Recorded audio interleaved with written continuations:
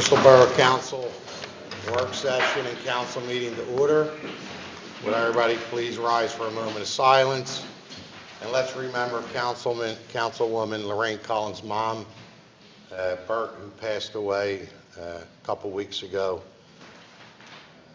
And Lorraine, I know it's very difficult for you to be here tonight, but we all know the feeling. Very hard to get through.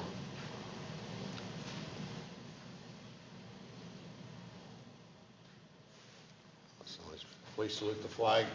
I pledge allegiance to the flag of the United States of America and to the republic for which it stands, one nation, under God, indivisible, with liberty and justice for all.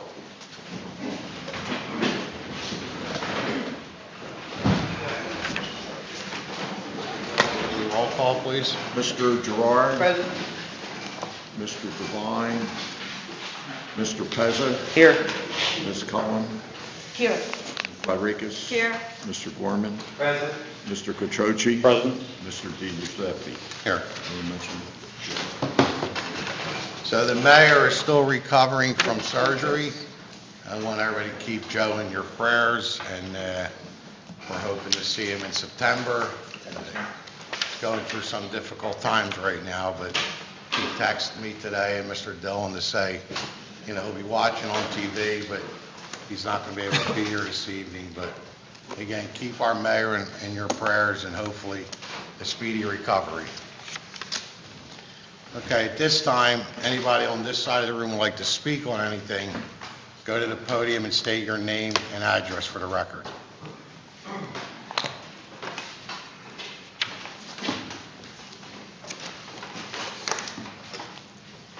Hi, my name is Melissa Revin. I live in the North Ward. I was here 2 months ago about the cat ordinance. I have proposed that the language could be altered so that it would state that it prohibited the feeding of unmanaged and unkempt colonies, which would be colonies with cats that are not spayed and neutered, colonies that are in disarray, dirty, and causing issues.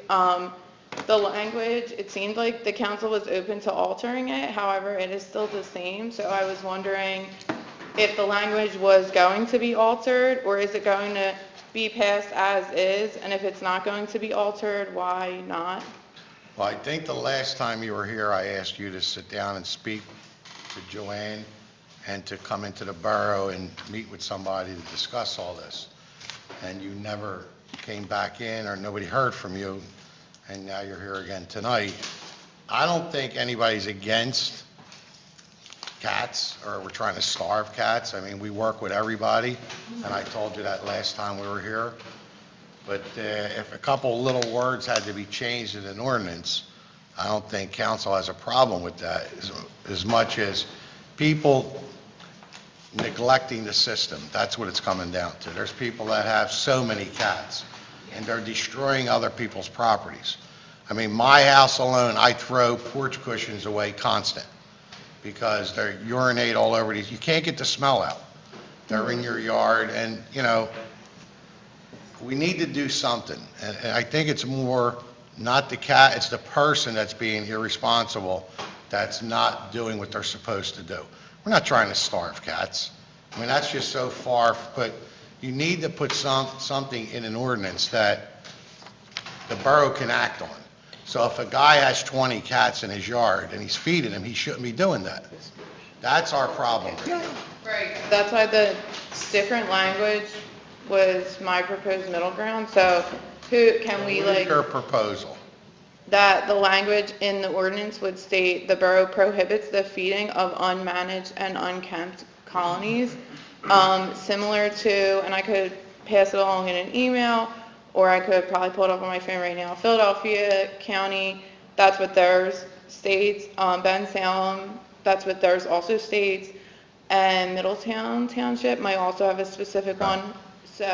So if I have to meet with someone, Could somebody write that language down? Say it again. that we would prohibit the feeding of unmanaged colony cats. And unkempt, you said, right? Yeah, unkempt. So Basically. if you want me to forward the specific ordinance from other places, or if you guys would like to further define what is meant by that. It usually just is the colonies are not fixed, the cats are allowed to reproduce, whatever, just so that it's not punitive to feeders that are keeping up with their colony and they're not bothering anybody, the cats are not bothering anyone, they should not be punished. I guess I'm sorry to interrupt, my question for you would be, well, first of all, I think we would need to have a clear understanding of what those definitions mean. And when you say it's not punitive to the feeders, yeah, I'm an animal lover, I love animals, but the area that we're, I think, reacting to the most is a very specific area where I was up at 5 in the morning, 6 in the morning, so I just took a little walk over there, and there may have been 10 cats sitting under a car waiting to be fed. And that is the place where they're also causing the damage. And it's also a colony of cats that I think most of them are actually spayed, I believe. I think at least that's underway, right? If I'm wrong about that, right? Didn't we already start some of the neutering of some of them? Yes. So if some are and some aren't, that's not really a solution, and that's a combination of it's on the person feeding the cats to, reach out to the existing resources to have that done and, figure it out. So it's not being punitive to feeders, it's not being punitive to feeders who are doing the right thing and taking care of it and working with their neighbors and maybe moving their feeding area if they need to, or whatever else they need to. Saying you can't feed the cats are not going to go away. So rather than just saying you can't feed the cats, you can turn it into a solution and say, okay, you can't feed the cats if you're not doing it X, Y, and Z way, and working with your neighbors and, making it work. Because putting this in place, the cats they're not going to go away. They're just not. And the people, realistically, are not going to stop feeding them. So I believe that. I believe they're not going to stop feeding them. So rather than just put this in place, you can turn it into, change it a little, make it a solution, say, okay, you can do it, but you have to be doing it the right way. And whatever that looks like, working with your neighbors to move your area or clean it up or get the cats fixed or whatever is more of a solution than just saying, oh, you can't feed the cats. That's not, Why don't I see who else is here to speak on this issue? there's a lot of people here to talk about it. Okay, so But if I I'll- need to set up a meeting with somebody, I would be more than happy to. Just let me Okay. know who. Thank you. You're welcome. Do we have her name, Mar, address and all? Melissa, but I missed your last name. Redmond, Redmond, What's your address, Melissa? 802 Mansion Street. Thank you. You're welcome. Okay. Who's,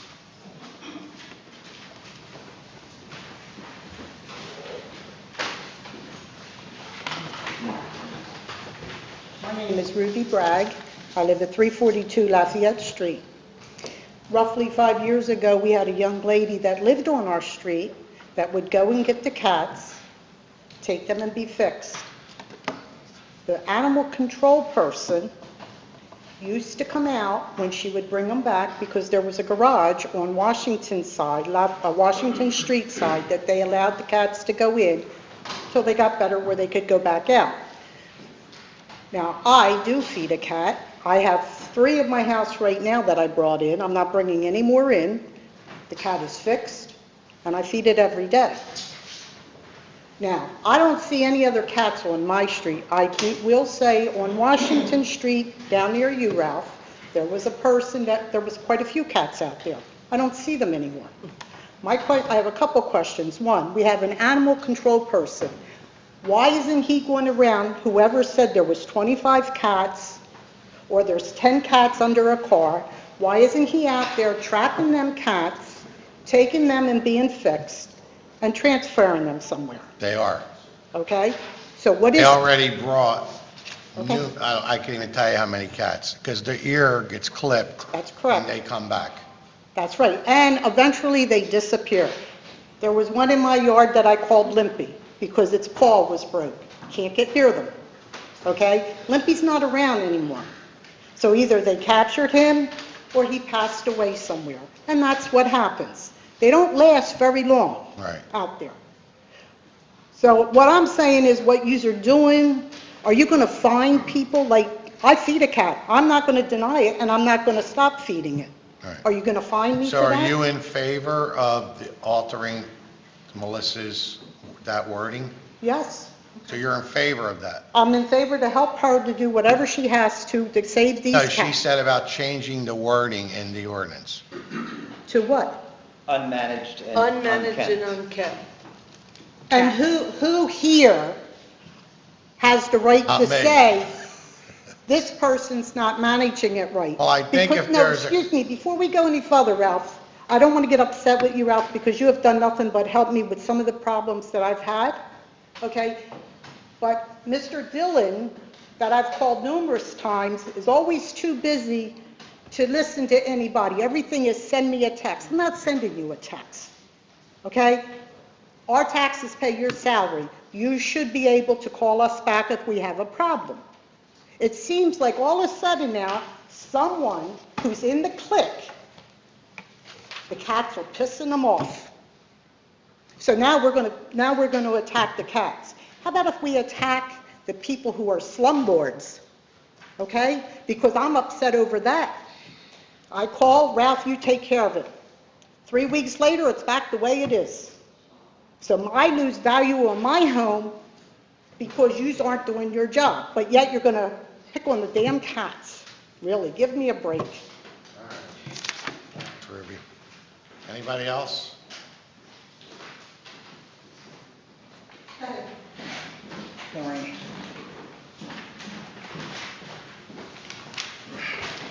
Hello, my name is Joanne Niederauer. I'm at 3708 Delancey Drive in Ben Salem.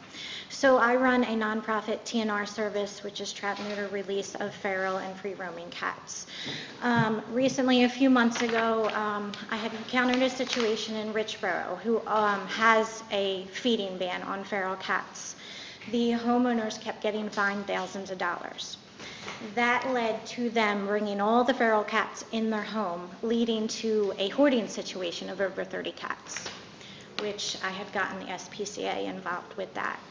I fear that the banning of feeding of feral cats in this township would ultimately lead to the same thing. The problem with the feral cat situation is they are nobody's cats. Even though the feeders feed them, they claim that they're not theirs. So what we need is more low-cost clinics. We need more funding, more resources. Now, the closest clinic to here for feral cats is about $50 in Newtown. So if you have a colony of even 10 cats that somebody is feeding, they're not going to come up with the money for that. In Ben Salem Township, the mayor does give grants to certain clinics for free spay-neuter of feral cats. So I think moving forward, putting something like that into place to help the community feeders would be a better service than banning the feeding of the feral cats. All right, thank you. You're welcome. Anybody else on this side of the room want to speak on anything?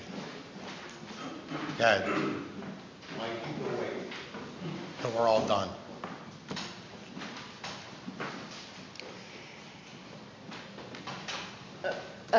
My name's Lillian Case, 1210 Seabird Drive. I came because I thought that there was going to be a blanket rule about feeding cats, and that I oppose. With this new language, what will then happen to the 10 cats in that colony? I mean, even if they're fixed, they're still going to go out, they have to urinate someplace. I mean, what, have you thought that through? What's going to happen? So can I Go ahead. just say something? I think what you're touching on is why we are where we are. And, I don't think anyone here, those that are going to vote for it or against it, wants to punish cats. Right, good. It's weighing the reality of cats with the reality of homeowners and what is currently happening. And what we haven't gotten from anyone. I mean, I do appreciate the unmanaged and unkempt solution, and I do understand what you're saying as well about something locally, but we have yet to find, even from often people that are intimately involved with cats, like, what's the answer other than there is no answer. And I don't know if we can, I don't know if we can just sit back and allow cats to overrun certain people's properties. No, I The answer understand. is working with people and not just putting a blanket statement out that says you can't do it. The answer is working with the neighbors and the people doing it in the community and coming up with a solution, not just saying you can't do it. That is the answer. Well, I mean, but we're also having a Right, pretty I can't productive go back and conversation about it forth. now. Let, Yeah. Because once you put a ban or don't let people feed the cats, they're going to hit the trash cans, dumpsters, wildlife. Some of them will die of starvation. And people, I think, assume that, okay, you don't feed the cat, he's going to be able to and hustle his own food. Well, a lot of them won't be because some of them had been house cats that have been dumped when people move out of the borough. And these cats, I know instinct will kick in on them, but I think they have to hone their skills and they will end up starving. And the Humane Society of the United States has said that they will gradually die, which means they will be in agony, in a prolonged death, and they will be able to reproduce while they're dying in that process. And of course, their kittens will perish. But in addition to taking care of the cats, I think we have to, besides trap, neuter, return, we have to find out how the cats are getting here originally, and we know that people are dumping them. And that has to be addressed, thank you. okay? Thank you. Just listen to what everybody has to say, and then we'll have a couple ideas. Okay. Anybody else want to speak on anything on this side of the room? Go to the podium, state your name.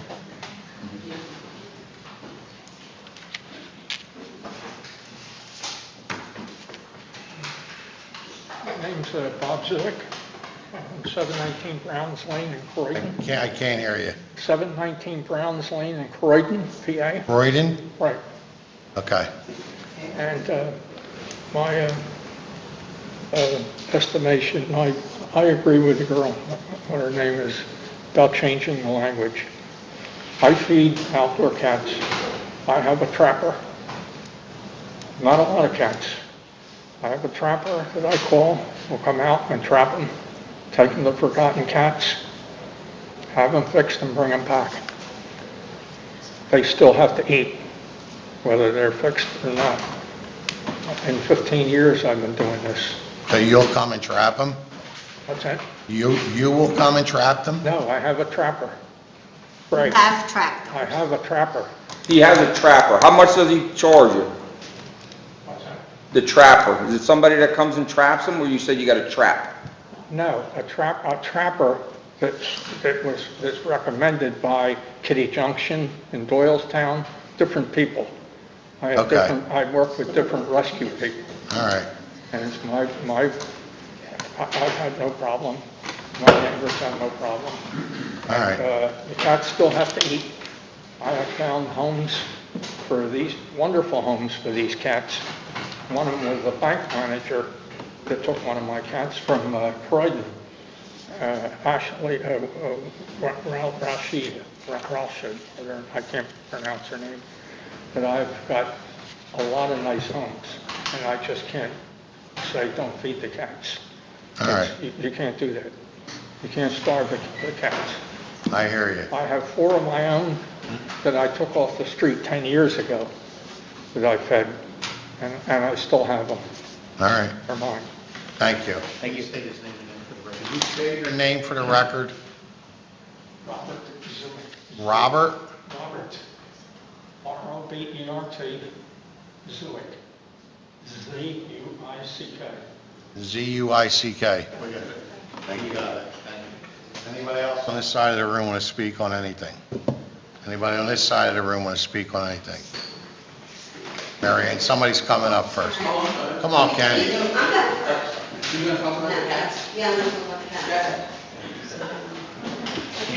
Hi, everyone. Thank you so much for hearing me. I really do not want to be here, but I feel that I have to represent my neighborhood, and I would like you all, most of you already know, but I'd like you to know, and I totally respect you. I like cats too, but I want you to know how they've destroyed my new home. So I want to thank Mr. Dillon. He answered every one of my emails. I have always respected him, loved him, not in a weird way, but I just can't say enough about Mr. Dillon. Lorraine, I thank you, and Greg Pezza, thanks for your help. So, as we all know, there are 12 feral cats. I live at 312 Taft Street. So I am right next to the apartments, and the apartments are feeding the cats. You speak about talking to them. I do not want to fight with these people. I have talked to them till I was blue in the face, and they deny feeding the cats. We see them, we hear them, they're feeding the cats. So the borough did capture them. They took many, many man-hours. They captured them. They got them spayed and neutered. They brought them back. They didn't take one because it's pregnant. So here we go. They're not going to die. Because once one dies, another one comes in. Believe me, I've done my homework. We're now like authorities on cats. And I know that you all are compassionate people for feeding them. But I want you to hear the other side. So cats are not going to poop where they're fed. Okay? So all you people that are feeding the cats, they're now pooping in my yard. Mary Ann, if you just talk Oh, this sorry way, about, did I say? the mic's going to, no. The So they mic's, can hear you. you could just stand there. But when Can you I say poop? Yes. No. Come on, Mary. Don't look at the When you audience. start talking to Oh, people, don't look at them. no, the microphone doesn't pick you up. This is my first time. You're doing good. Okay, You're doing very thank you. good. So anyway, there was a pregnant cat, we'll go back there. So they don't use the bathroom where they're fed. So that's why all those people, you can come into my neighborhood and you'll see bowls, you'll see shelter, you'll see holes in people's garages. They're being fed and sheltered, and that's all they need. But they're not going to poop there. So, they can't be adopted because they're wild. You shouldn't bring a feral cat in unless it's a kitten. The borough did what the experts said to do. Take them, spay and neuter them, bring them back. Do I agree with it? Not really, because I still have 12 cats pooping all over the place. I just want to make sure. Okay, so we moved here a year ago. We completely, you don't really want to hear all this, but we completely gutted the yard to a place where we really love to be, and it smells like crap. We made a room in my basement for my grandkids, like a hangout, and they say, Nona, it smells like pee down here. I said, it's cat pee. And they said, do you have cats in the basement? Like, they wonder why our basement smells. I can't leave my cushions out. There's hair all over them. They throw up on my front steps. If you go by my house, you know it's well maintained. Just like most people in the borough. Like, we really put a lot into it. These are the things that I've tried so far. Michael and I. He sprays the yard with Cat Be Gone. It's expensive to get on Amazon, but he sprays it every other day. I put human hair in my garden, coffee grounds, cinnamon, lemongrass, peppermint spray, cayenne pepper, lime powder, smelly mothballs, a motion detector, and I feel like I need to buy 4 more. We put large pieces of mulch because they recommend it. Cats don't like it on their feet. And this is pretty funny. We put plastic forks with the prongs sticking up all over my yard because they don't want to step on them. That's ridiculous that we have to do this. So yesterday I'm weeding, and then what's there with my gloved hand? Of course, there's more shit. So Mike and I are out of ideas. We share the neighborhood, our uncle, my mother-in-law, my new friendly, nice neighbor, we're all in this, we're all discussed it. And like I said, I've talked to people nicely. I know that there are cat colonies, believe it or not, in Core Creek Park. I don't think the Humane Society will take them. I don't know about this ordinance. I don't think you're going to be able to catch people. Then neighbors are going to be telling on each other, and it's just going to make it worse. So I think the people that are feeding the cats should clean up after them. I mean, I don't know what else to say, and I'm really sorry to take your time up. So let me ask you a question. Go ahead. Are you opposed to Lisa's change of language in the ordinance? I don't think the ordinance is going to stop people from feeding. But I'm saying, cats. we need to pass something, and I think she has a good idea. By just changing them couple words, it really serves two purposes. One, it's sending a message to people that are abusing the system, and I think everybody here would be happy. But, you want something done. I don't even care if the cat's around. I just don't want my yard to smell Well, like there's that. no way we're going to prevent that. And cat hair, like, you know what How I'm do you saying. stop a cat from jumping into your yard? One's okay, but 12's not. I And agree. they fight, they're having sex. I'm not they're- disagreeing with you, Mayor. I'll be honest with you. Well, I just hope those people understand that there is another side. All right. And thanks. Thank you. Thank you. Anybody else on this side of the room want to speak on?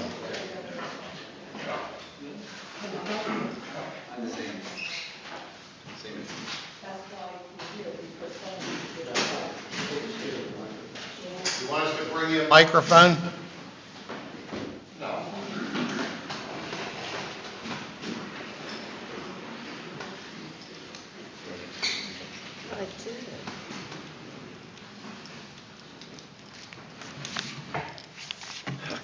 My name is Norman Kunz, K-U-N-Z, like in zebra. I reside at Grundy Tower. I've been there 19 and a half years.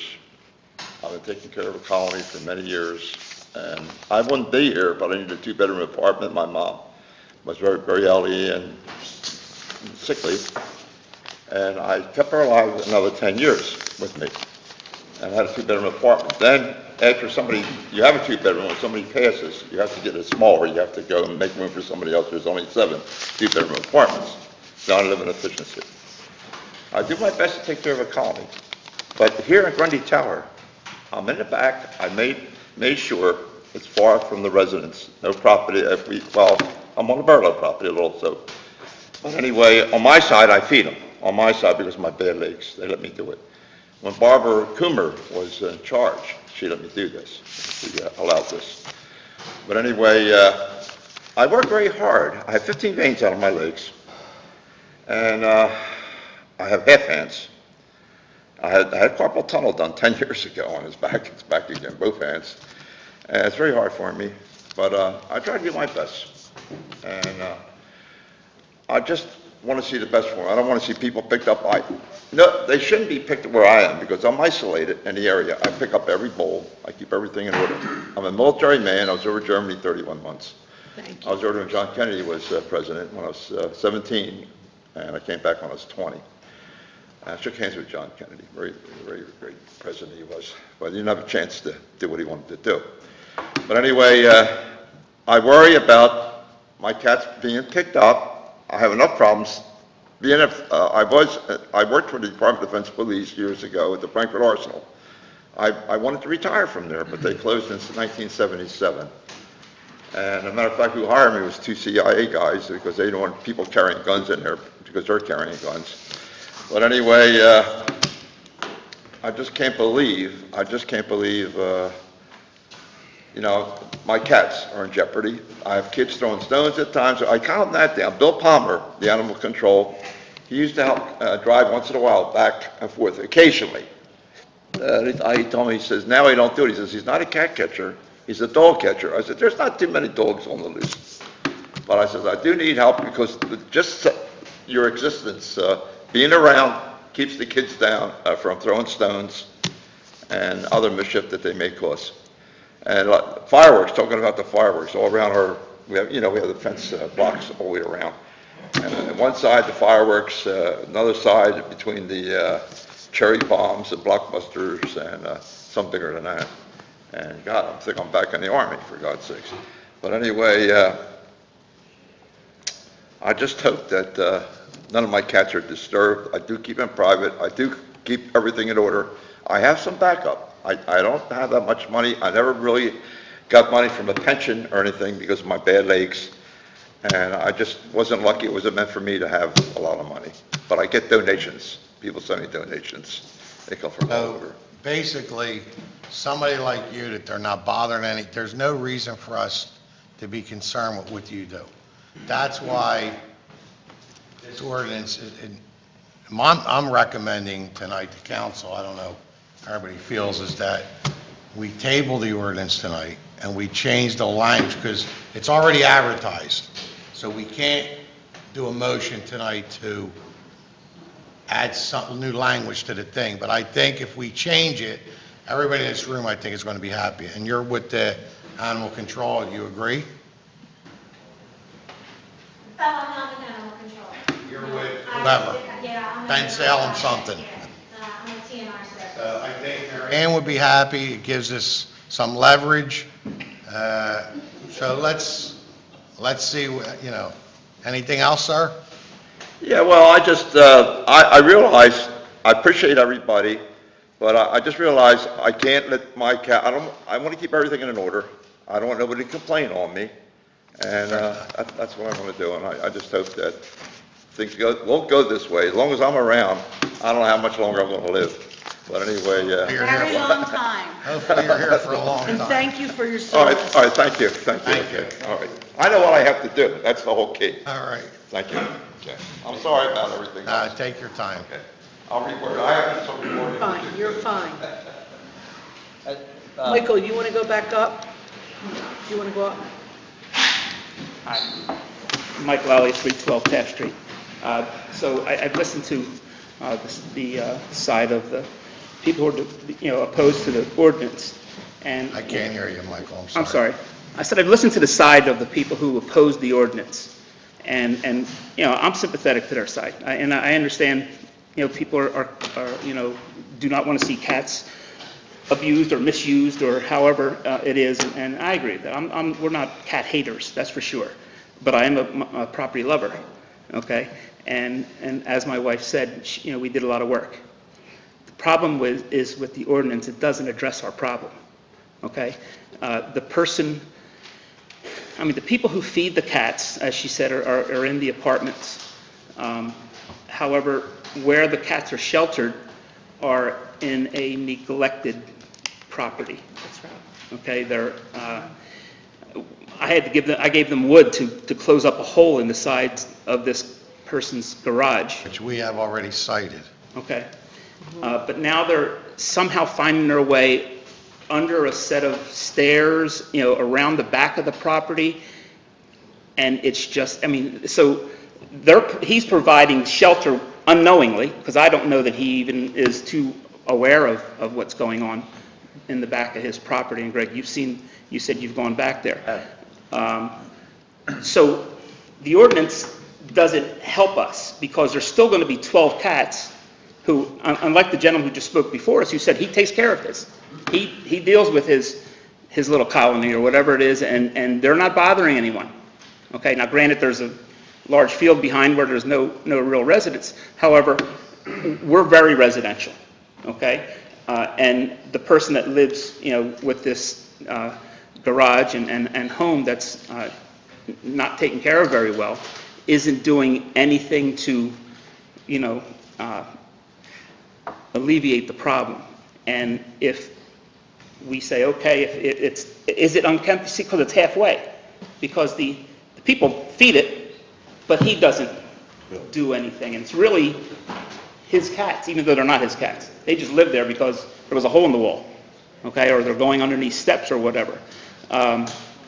So I don't know how that helps us. There's still going to be 12 cats eating over there and then doing what they need to do in our yard, in our neighbor's yard.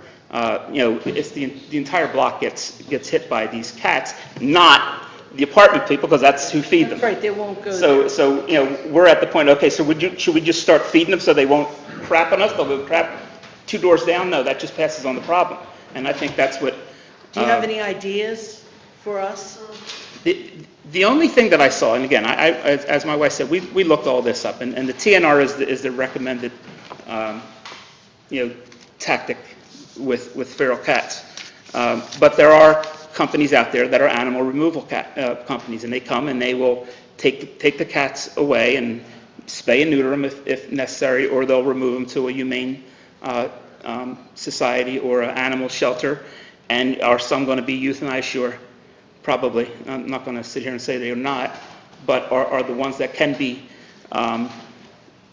adopted out, they'll adopt them out. And then this company will also clean the place out. Okay, so that, because as someone said, they're going to come in. There's this vacuum effect that happens that when some leave, others fill it in. And if you take all 12 out, 12 from, Lafayette Street are going to come over, are going to do that. So, but this company will clean everything out and get rid of the odors and the scents and so forth that will not make it attractive to cats coming. The problem is, it's in this house that the apartment people have no control over, and he would have to be the one who gets the company to do it, and I don't see that happen. So I think after hearing everything tonight, we need to revisit this, do it the right way that satisfies the problem you're having. What that is, I don't know if we could come in and grab 12 cats, and I asked the solicitor, legally, are we even allowed to do this? We don't know. Yeah, So I don't know that, I I don't don't know want that to make governments can... anybody any promises tonight, but I think what we should do is, let's table it, let's talk again tomorrow or the next day. I'll talk to Melissa, and hopefully we can come up with a new resolution for the September meeting and try to get this put behind us. Do you know the name of the company that Yeah, that's what I was going to ask. would help remove? I can get it to you, Betty. Okay. I can get it to you. Can you send us It's like a an email? nationwide company that they contract with wildlife people. Because, these animals are wild. The feral ones are wild. They're considered wild. They're not domesticated like your house cat. If I could just say one more thing on this, with the back and forth with the real issue that you guys are dealing with, and of course the concern for animals. I know, some people got a little heated when I said we were trying to find the right options, and here we are, right? And now we've got a room full of people that are aware that this is an actual issue, and I think that's half the battle, as I think many of you are also saying, that are in favor of the cats and not wanting this ordinance to pass. I think everyone bears a little responsibility, including all those that came to speak in favor of, against the ordinance, to maybe also help with the education, because, it is something that you're very passionate about, and this has gone unnoticed, this has gone undealt with, because we don't really know how to deal with it. And it seems like a lot of you might. And so, we could use your help in talking to the property owners, talking to the people in the apartments, and respectfully, we've been working on this for a while, and we would have liked to hear from you sooner too with ways to help. This isn't the first time that we brought this up. We brought this up a couple of months ago, as a matter of fact. And so, I mean this with all due respect. Hopefully you guys stick around as well and help with the issue, as opposed to just kind of just opposition to this specific ordinance. We get people up here, they got skunks, they got possum, they got, a lot of this is free roaming animals. We couldn't catch everything that, Yeah, I didn't realize it was a problem around the, around the town. When I lived on Ratcliffe, we never had any issues like this. And when I lived on Barry Place before, I never had any problems. The whole problem comes down to this one person. If this guy... Yeah, but it's happening in your neighborhood too, Ralph, and it's happening... And we know what house it is. Yeah. We know exactly where they're coming from. You walk the path. Right. There's 15 cats on this guy's property. They jump in and out of the window. So, pardon me? Somebody's car horn? Anybody? So, let's... All right, thanks. We'll talk. All right, great. Thank you.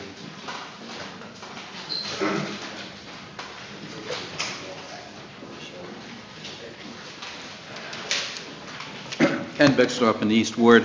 I didn't come here address, to Ken. talk for or against the cats.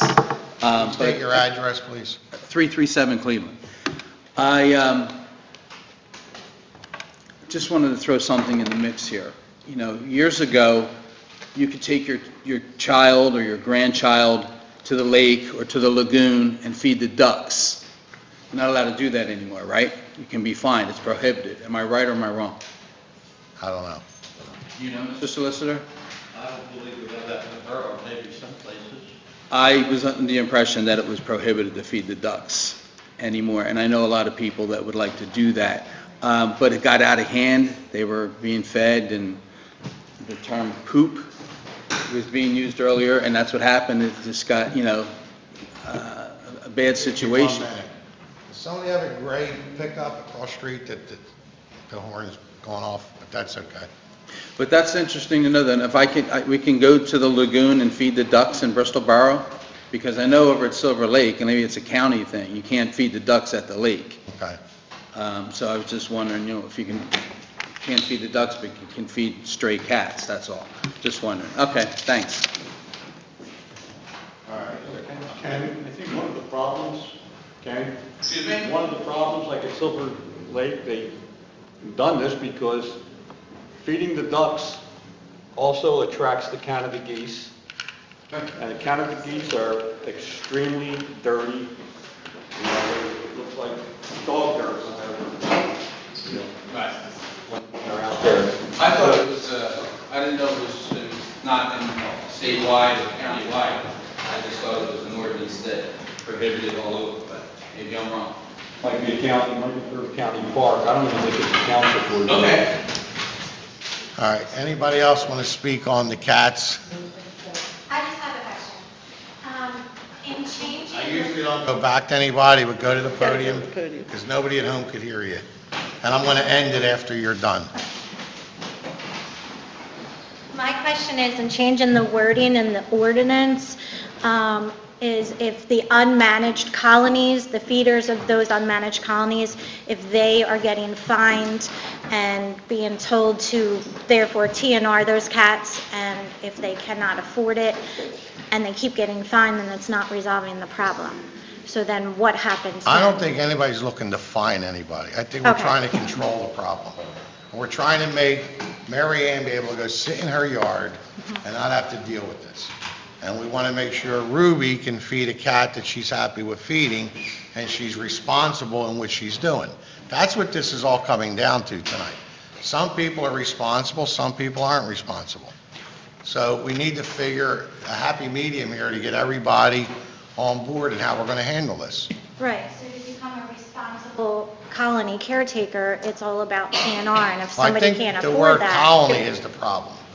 I'm I sorry. think that the word colony, I think, is the problem. If you have 12, 14, 20 cats, that's a problem. I don't think anybody should own that many cats. I mean, like, Well, they're gentleman unowned said, cats. behind Grundy Towers, he's feeding cats back there, they're not bothering anybody. Ruby had said she's feeding 3 or 4 cats, One cat. or whatever. 3 in the house. 3.5, that's not a big deal. She's making sure it's cleaned up, there's no mess outside. So, you know, there's a lot of different stories that we're hearing tonight, and I think that we need to just sit down. Jim's gonna talk to Mary Ann and Mike, we're gonna talk to Lisa, and we're gonna come up with a solution that everybody's gonna be happy with. Okay? Can I ask you something? What is your name again? Joanne Niederauer. Joanne, do you take the cats and spay and neuter them? I do. You do. So can we have your, your number? A better life. What's it called? A better life. And what's it cost, Joanne? It ranges anywhere from $25 to $50, depending on which clinic I take them to, and that's what the vet charges me. I do not charge anybody to go and trap their So when cats. we were taking the cats, trapping them and taking them, we were doing the same thing. Yes, that's what I do. I rely solely on donations. Yes, it is. You might want to ask Joanne. I just think I want to find out more about, Mike said about, there's a company that can take the colony. So the problem is there's over 300,000 free roaming cats in Bucks County alone. That's There is all? no magical farm to take all the feral cats to, and euthanasia is not the answer. So in what I do, if there are friendly cats and kittens, then what I do is fully vet them and get them adopted out. The feral ones, they need to go back outside. That's their home. That they're bonded to their territory. There's no other place for them. All right, thank you. Thank you. Thank you. Okay, anything else just for public participation? Okay, so that ends public participation. So, I'm going to go for, you're not in a hurry, are you, Mike? Chief, do you have anything? Yeah, just a couple things real quick. Been in contact with the mayor, so appreciate you mentioning him. He's doing well, but he's playing a tough battle. Councilman Pezza, last meeting when I wasn't here, brought up the pedestrian issues regarding Route 13. That's always an ongoing challenge for us with the actual pedestrians themselves not adhering to the crosswalks. We've actually had details out there. Unfortunately, a lot of times it's our own population that we're usually dealing with. So we give them warnings and pretty much counsel them, and I don't see any really benefit in giving somebody a summons. Yeah, no, I was actually inquiring if, because I know also our limitations, if because it's a state highway, if there was any way to even just, just a presence of the state police to say, well, you shouldn't be doing this. Well, we've been doing it, and I know something came in from Commissioner Harvey's actually looking at it. I'm sorry, I believe it's Commissioner Harvey, but something about study again on 13.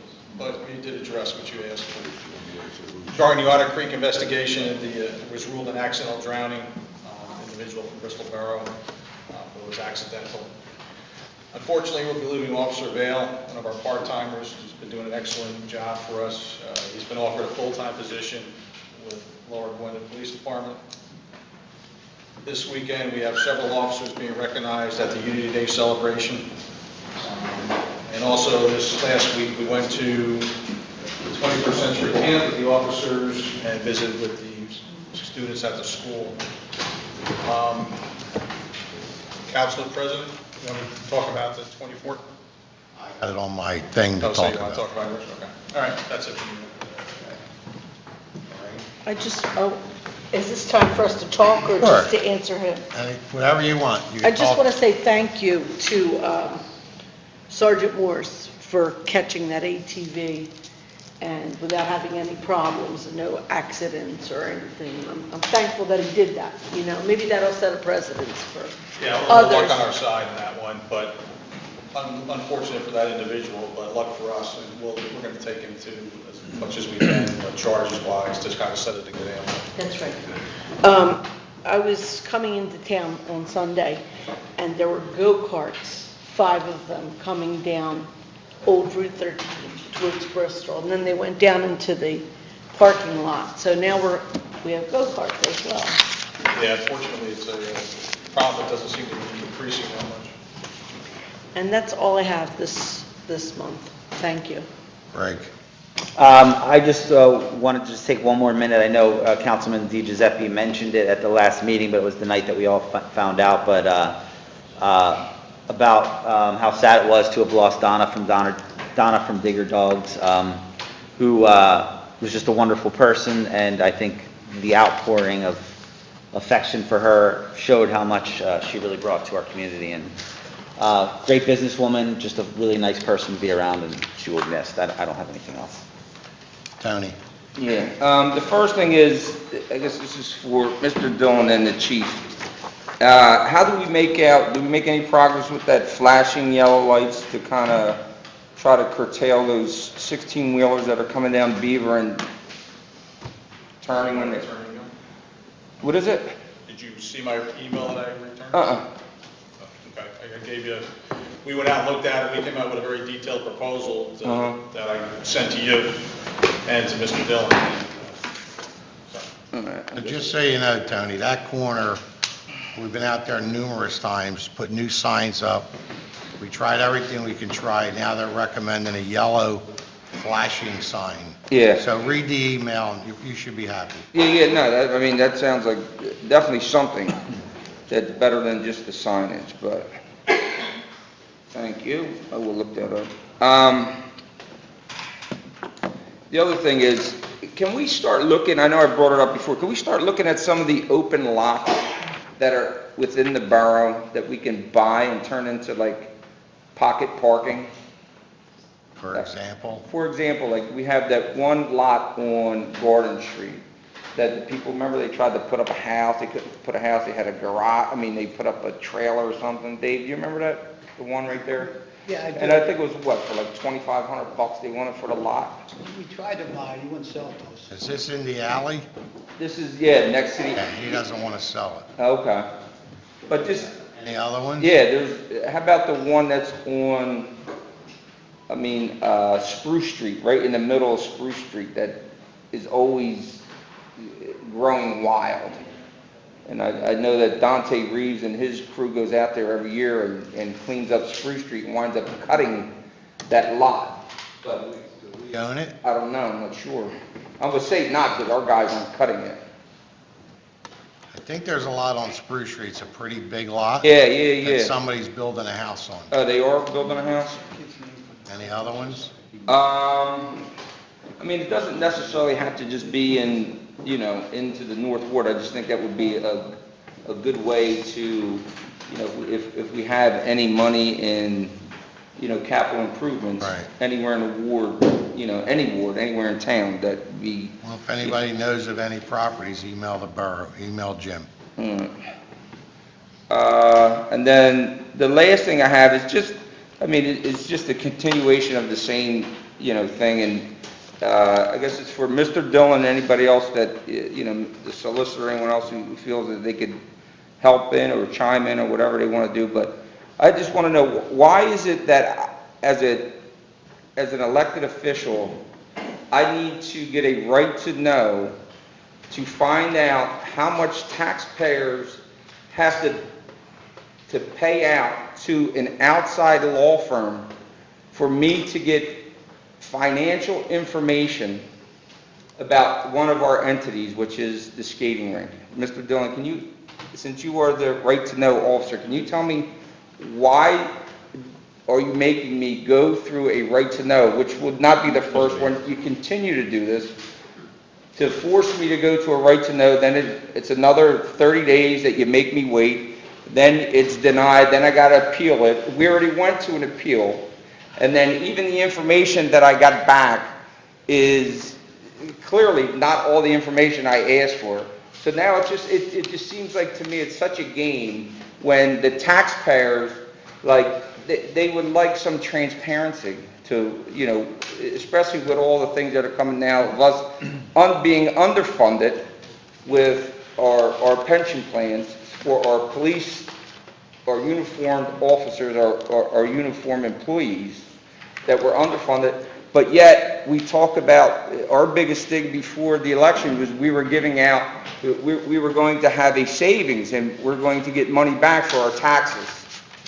Yet we still owe $700,000 because we're underfunded. See, that's the type of thing that gets frustrating for me as a council person, and being in the minority, you really can't, you can't get anybody to even ask those questions, because it's like a middle school clique that, people get upset, they take things personal, but as it's the taxpayers that we're supposed to be looking after and protecting. And I don't understand why it's okay for our right to know officer to be able to continue to make an elected official ask for a right to know with something where clearly he should have access to.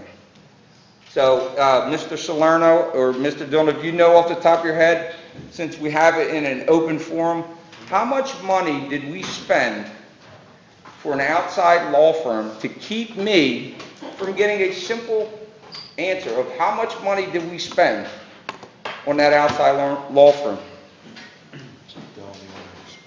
I want to speak on the pension, but Mr. Dillon can speak on, I don't have nothing to do with the right to know. Okay.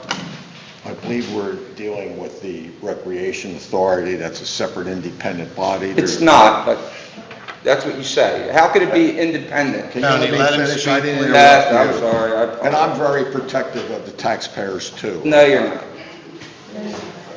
I'm not even going to answer that. So that just ended your answer. It's an authority matter. It's an authority matter, okay. And there is a legal process, just It is follow a, it, just just so. follow it. Just follow it, all right, so here's the legal process, for people All who right, are, Mr. Devine. yes, Mr. Dillon. I'm not finished. gave his He answer. cut it off, I didn't, it's still Okay, my go turn. ahead. So this is the way, it's very quick, this is how they don't answer any questions. As soon as you say something that they don't like, I'm gonna refuse the answer. I was trying to answer. No, he's you. not trying to answer, because it's not, he's not being forthcoming. It's a simple question.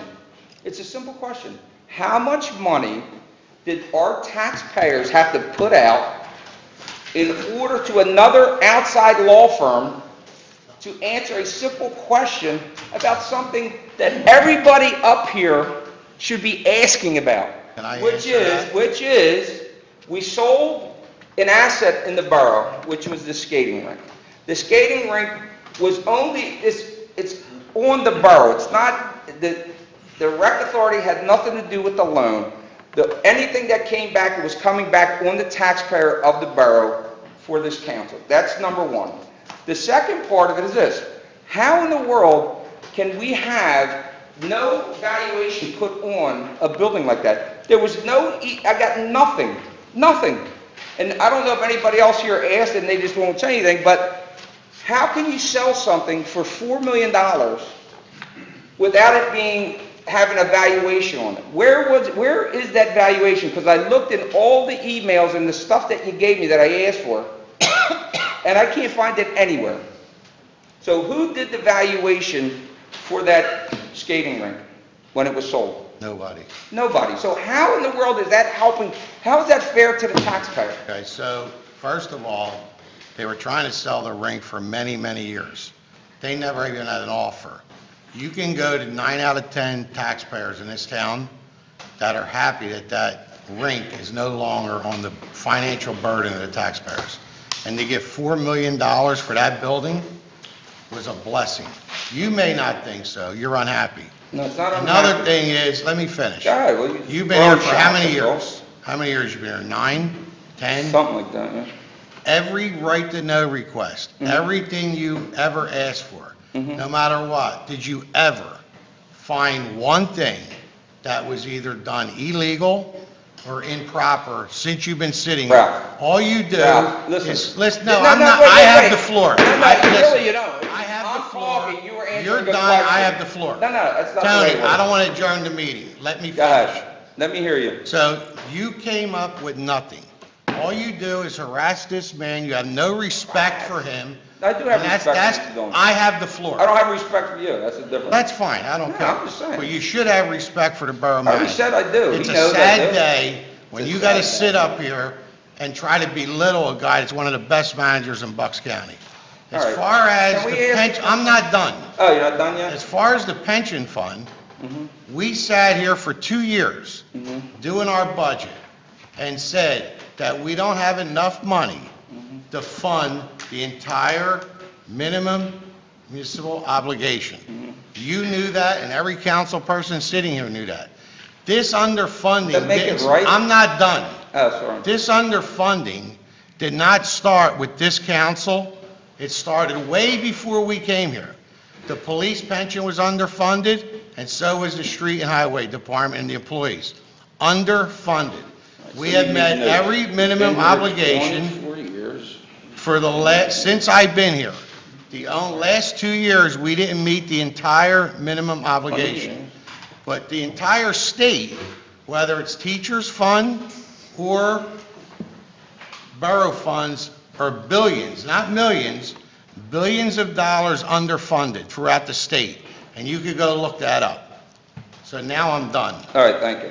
All right, so let's go back and we're going to finish this. The first thing I want to say is, I do have a ton of respect for Mr. Dillon, and he I know knows you it. do.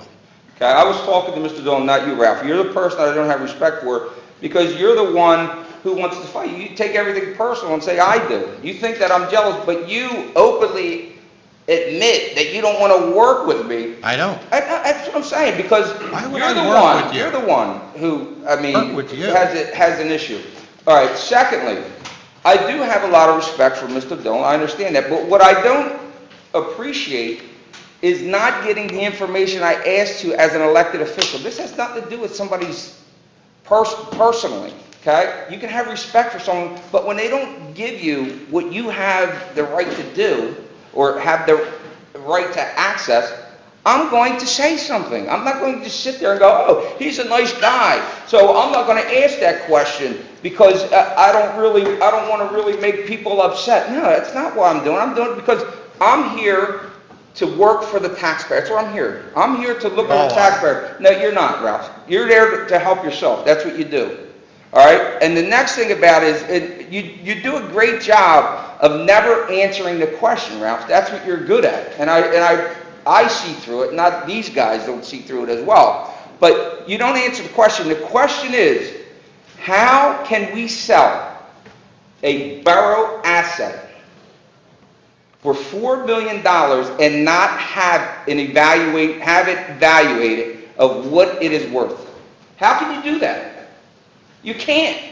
So for you to say, I'm upset with it getting sold, no, I'm not upset with it getting sold. I'm upset because you don't follow the proper protocols, because you do everything on your own, you negotiate it, you alone negotiated it, right? Yep. Without anybody up here having any information on it. The problem that we have, and you take it the wrong way, is like, I'm over here asking questions because I would like to know, because information is power.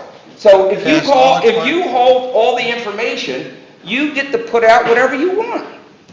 And that's why I ask questions. Not because I don't like Mr. Dillon, it's because Mr. Dillon is the person I need to go to, and I don't appreciate when he tells me I gotta get a right to know for stuff that I know that you can just ask him and you get it.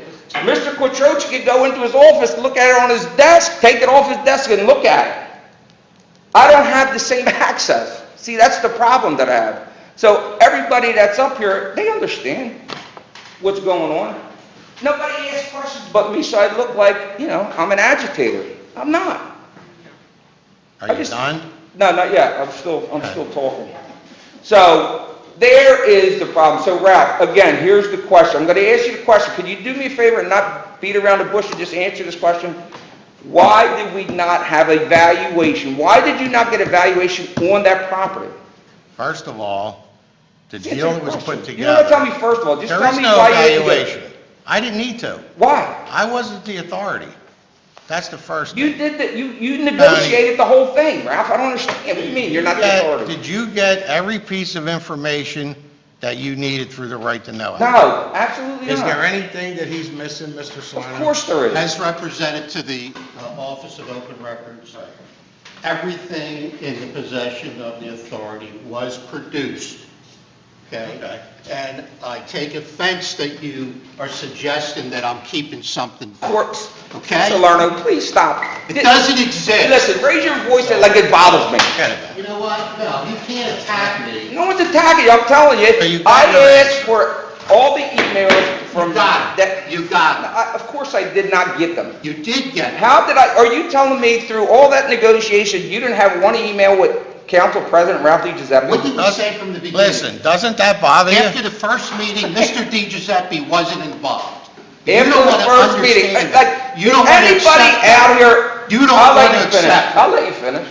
Tell me when you're That done. really bothers you, don't it? No, I'm waiting for it. Is That he they finished? gave Mr. you Solano. every You have everything we have. Are you period. finished? If you think we're wrong, appeal it to the friggin' Appeal it, court. right? Why can't you just give me the information? They Why? gave it. All right, ready? Here's the next question then, if you did it. How much money, Mr. Salerno, how much money did you, taxpayers' money, did you use None. None. on the, I None. didn't finish None. yet. None. I didn't You finish asked yet. that question. None. None. There's no None. money. So you use no taxpayer money. taxpayers' So- money was used. So that law firm that works for the borough against its own council person just asking for information didn't get paid $1? Yes, they did. They did, Not okay. by the taxpayer. By who? You personally paid them? Not by the taxpayer. Well, I'm asking, who paid them? But you need to understand, Mr. Devine. Now, I understand. Answer the question, who I want to paid answer them? for you. You know who paid. No, I don't. The authority paid. The authority. Where does the authority get any of its money or any of its, They sold the rink. no, where do they get it beforehand? Who are they under? Are they under this council? Are they under the borough They don't umbrella? get taxpayers' money. They don't use taxpayers' They don't money. get taxpayers' money. So when we pay $660,000 a year for that skating rink, Right. was that taxpayer money? Yes, it was. That was. That was the But not, deal. wait. That was the 600 deal. Wait, $660,000 a year was taxpayer money. Right. But the money that the rink, the authority used, right, to get an outside lawyer to keep me from getting information was not taxpayer money. Is that correct? No. That's ridiculous. They see, that's the stupidity that we have to listen to. And if people accept it, that's why you're in here. There's no transparency whatsoever. So when your council people are here, they're not asking any questions. They're not asking any questions because they know the answer. So what did you get? That's it. What did you get? You got all these records. What did you get? Where'd you find anything? I'll tell you right now, you want to satisfy me, you want to keep bringing this, you could satisfy me right now, and I will walk out of here, I will resign, Okay. okay? Let's come in here, let's do a forensic audit of what's going on in the borough. Will you agree to that? Absolutely. Let's do it. And then Tell me what you want. And I will promise. I'll go a step further, Okay, Mr. go ahead. Devine. I don't know how much Let me hear. it holds up. I'll take a lie detector test, and I'll guarantee you, what's so funny? You'll take a lie detector test. What's so funny? Let's answer this question. Did you steal services from our trash services? No. You didn't? Absolutely not. So what happened? You said you're You wanna going to, get- you said you you're wanna- going to get, you wanna you said change you're the going. subject. No, it's not a You're joke done. because Mr. Gerard, you what do you said have? we're going to get a lie detector test All on the right. liar. Come on, get that ladder. Mr. Gerard, what do you have? Thank you, I'm good. Last month, people called and said how great this meeting was. You come They must have back, been on your team. you come back. They okay, must have been on your team. Mr. Gerard, I'm Team sorry. Ralph. Thank you, Ralph, I'm good. What a shame. What an embarrassment. You don't have anything, Dave? No, I'm good. Louis? Thank you. I was involved with the Lafayette Trail Marker because I got a call from Nick Rizzo at the Bristol Borough Cultural and Historic Association. They were contacted by Julian Eicher of William G. Pomeroy Foundation, and they wanted to put a sign up where Lafayette had the arch established, and it's on property I own in 1119 Racket Street. And I wanted to thank Nick and the Cultural Society. And I also wanted to thank Mr. Dillon and Lisa Pullen from the borough offices for being the contact through all this and keeping me moving and reminding me when I didn't answer things when they needed it. And also Kevin Everett and David Baracall, who put the sign up last week. And it's there. I'm sure Bristol Day they'll have some kind of recognition of the sign. But I just thought it was nice that the borough worked on this thing, and I just want to thank everyone involved. Looks really cool too, it's really nice. And also the Welcome Friend sign is hanging outside, another connection I have with it. It's our family business, Bristol Fuel and CBM, was previously owned by O'Donnell Brothers, and before them Walter F. Leadham. And Walter F. Leadham gave that sign to the American Legion, I believe it was. And I'm sure he probably had it stuck in the lumber yard someplace up in the loft, and when he found it, he gave it to the American Legion, and it's nice that that thing's been around for, a couple hundred years and still intact, so thanks again to the borough and the staff. Anything else, Louis? The only other thing is I sat on the Recreation Authority at the skating rink. Sat on there for quite a few years, and we had a professional management company come in and help us run it. And it was really, difficult trying to keep everything above board, just keep, it's a tough business. It's a business we probably shouldn't have been in. And at that time, we tried to sell it. And we couldn't sell it for, I think we had an offer, or somebody, not even a written offer, but somebody said, we'll give you $2 million for this place. And it was like, we can, how are we going to sell something for $2 million when we owed a lot more at that time? So it's not like we didn't present an effort to get this thing sold. It's been a long affair, and I'm thankful that we were finally able to sell it, and the people that bought it have actually been very successful at it, and Bristol has almost become a real focal point for ice hockey again. If you go through there in the fall and the winter, it's packed. But he has several other ice rinks, and this is their business. So it's not it wasn't a brash decision to sell that place. Thank you, that's all. Michael? Yes, just a couple things. I just wanted to mention that once again, Mill Street Crossing, some of Radcliffe Street, the weeds were addressed again. What we're hoping is that it goes throughout town, not just the business district. If you have weeds, we have a lot of people coming back into Bristol. I live on Mill Street, and the traffic has just been wonderful, and people are like, God, I'm glad to see you're back. And it's hopping, and the streets are really active again. So I'm just reaching out to the businesses and the homeowners, just try to keep up with your weeds. If you need us to help you with something, you could reach out to me, and we've been trying to have some of the landscapers volunteer some time, and we've also paid some. So just try to keep that in mind. Also the trash, you see trash on the street, if you could just pick it up, be proud of your town and of your neighborhood. Just every little bit, counts. So, and we do have people back in town, loving our town, so let's keep it clean if we can and pitch in. On another note, on behalf of Rich Schneider, the president of the Lions, he was unable to attend tonight, but I also am a Lions member, and he asked if I would just let everyone know that they're asking for council's permission. They want to upgrade the existing shed that's there. There's been this year it took on a lot of water damage and termite. So they're going to revamp actually going to build a new shed and have it brought in. They will be reattaching all the mechanicals that were done for the Revolution for the sound system, because all that's underground, so they will reattach it.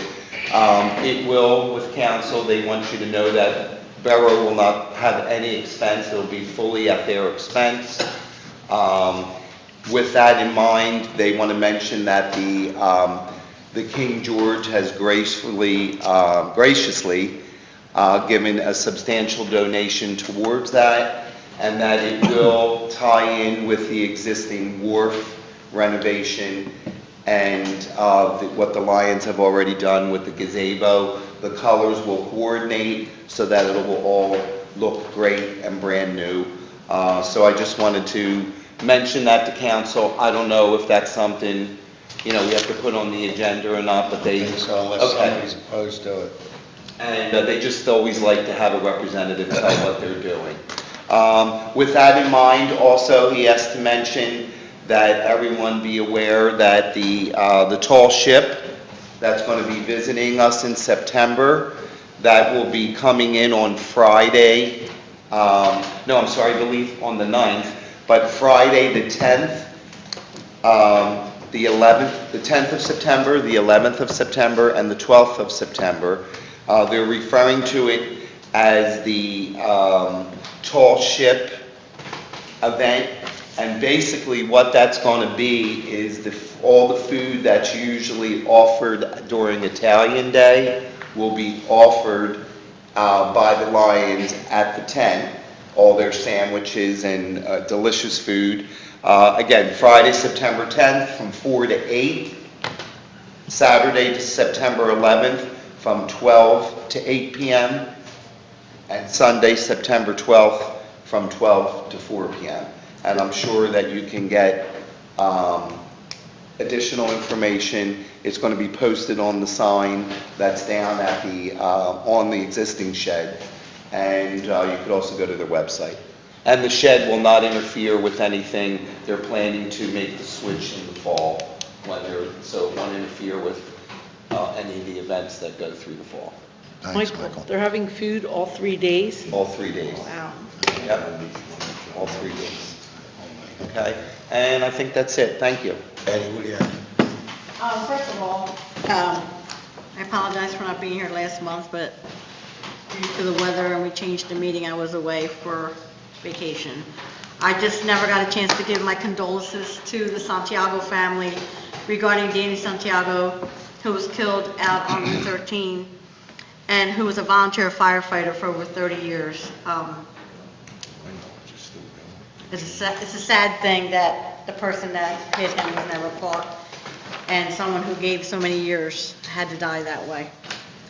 Also, last month, I met with Governor Wolf and Commissioner Harvey and Galloway and a few other people at the wharf, which was nice to bring them into the wharf and show them what a beautiful place we have here regarding some programs for small businesses, and we spoke about flooding, and I take pride in doing that. I also need to say thank you to Pops, Michael Popolowski, for starting this recreation program, and that is the Bristol Borough Recreation. It seems like there's other so-called Bristol Borough Recreation programs, and people are asking, and I just want people to know it's that program that we back up. So in the future, people are aware of that. Betty, can I interrupt you for 1 second, just to go back to one thing? Because I just want to say, I know a lot of people weren't there, but I was at the wharf when Betty spoke. Council President Di Giuseppe couldn't be there, but she spoke in the government, and she did a fantastic job, really made the borough proud. Thank you. Fabulous job that day. Thank you, thank you. And also, I got a complaint today, this is directed to the chief. I don't know if we could put someone there. I know we don't like putting stop signs all over the place, but apparently when people are coming off Racklow Street, coming down Walnut, they have the first stop sign, which is Cedar, and then there's Wilson Street between Cedar and Wood. People are just flying through there. And the request would be to put a sign between Cedar and Wood to stop the traffic. When the traffic's coming off Wilson, maybe the people coming this way would slow down. There is a stop sign at Wilson, but we needed it on actually Walnut. So I don't know, I said I'd bring it up and see what we could do. Yeah, we'll look at it. If you can send us an email though, so that. Okay, I'll send you an email. And also with school getting ready to start, we have that area behind Buckley Street. It's the school area. Who would be responsible, because it's really, really out of control from all the rain and everything, and it needs to be weeded and cut down. And I'm just, knowing that the kids will be walking to school and they cut through there, I wanted to see who would be responsible to take care of that. Take a ride tomorrow. Sure. We'll check it out. Okay, I'll call you and we'll take a ride. Okay, I'll send you an email too. But, and that's it for now, and thank you. Thank you for everything. Okay, I have a few things. Let me just go through the events. So the Lion Summer Concerts are still running. There's Unity Day, that's replacing, it's not replacing, it's like African American Day, it's now called Unity Day, which is Saturday, August 14th. People want to attend that event. The Puerto Rican Day, it's just a flag event, which is going to be held Saturday, August 21st, 6 p.m. to 8:30 p.m. Carmen Ruiz is handling that, if anybody has any questions. There's also a bike ride from New York City to Philadelphia. They're going to be, it's a long way, They're going to be stopping here in Bristol on Sunday, August 29th, on the last leg from here to Philadelphia. They'll be down at between 10 a.m. and 12:30 p.m. First Friday event is supposed to start on September 3rd. We're hoping that that can happen. The Mill Street Run is scheduled for September 11th. Hopefully that can still take place. The Tall Ship Michael touched on. The Doo-Wop in the Park concert is Saturday, September 18th, from 5 to 9 p.m. And Historic Bristol Day is still scheduled for Saturday, October 16th. So I know COVID's starting to expand again and starting to spread. All these events are subject to change. We're hoping that none of this happens. Before I get into some other things, I want to talk about the St. Anne, St. Mark Carnival, which starts on Monday, September 23rd, and ends August 23rd, and ends August 26th, 28th. 28th. So on the 24th, a friend of mine who not last year, the year before, sponsored every Bristol Borough kid 12 and under that wanted to go on a ride free. He paid for it. So he's going to do the same thing on Tuesday night, sponsored through the police department, working in conjunction with the chief. So every borough kid that can't afford to go on the rides, Ernie DiCaro and his wife Anna Marie, they own Bristol Environmental in town, is going to pay for their wristband so they can ride all night long free. They'll get pizza, a hot dog, a soda, whatever they need from 5 to 6 o'clock, and then they'll go on the rides from 6 to 10. So it gives kids in Bristol a chance that would never be able to go on. And we also notified all the daycare centers. The chief personally went to talk to them, and, even kids that aren't from town, they're in that program, came. And the Children of God is the one on Mill Street, Yes. Valerie. Outstanding. They couldn't be more polite, and I said that last year. They run a first-class operation over there. So again, there's a St. Mark's night, I think is Thursday. They take so much off of each wristband for the kids, and we're trying to run something on Saturday night through our political committee to give kids either wristbands free. Again, that'll be advertised as we discuss it, so as we move forward. So right now, Tuesday night is free for all borough kids 12 and under. Thursday night, there's a discount on wristbands. And we're trying to do something on Saturday night through the Committee to Secure Bristol's Future. We spoke about the yellow flashing light on Jefferson Avenue. We're going to need that on the agenda, Mr. Dillon, to approve, or just? I think if council authorizes it, we can.